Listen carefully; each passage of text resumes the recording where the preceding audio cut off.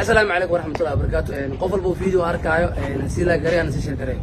وحال كربنا dadka soo qoray Bilal aad u daran yahay iyo waxaas qofku soo qoray uu fiican yahay uu nabad qaba alxamdulillah anaga isbitaal ku sugan anaga joogno taas ogaada waqti xaadir kan saacadu ay tahay 5 saac bar haweenimo waxa hadda muuqaalkan kaga soo duubaynaa gudaha isbitaalka weyn ee Digfeer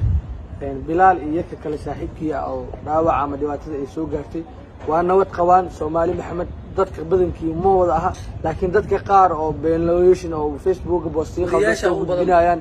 ayaa jira ay dad sawiro anshaxuma ama aan loo ogoleen qaadeen oo si hoose ku qaadeen marka waxa idin sheegaynaa Soomaali weyn inta walaalkeena samafalaheena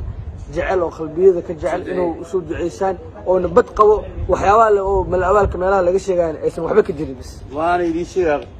waxa aad meelaha wareejaysiin annaga idinkaga xogogaalsan waa kor tagnay waa caafimaad qabiya aniga aan kula hadlayo waa kortigi waan ila hadalay alxamdulillah laakiin qof dhaawac gaaray waa taqaaniin sababta barashar yaraa jiro laakiin waa caafimaad qabiya ogaalkiisa waa taam kalaba marka waxaan idin Soomaaliya waxaan iga codsanaa guri walba ama qof walba inaan u soo duceysaan bas wariyaasha beenta soo dhigay badan ay aamin anaga la joogno Digfeer anaga ku sugan alxamdulillah wuu nabad qabaa wuuna hadli karaa wuuna fiican yahay marka waan idin salaameynaa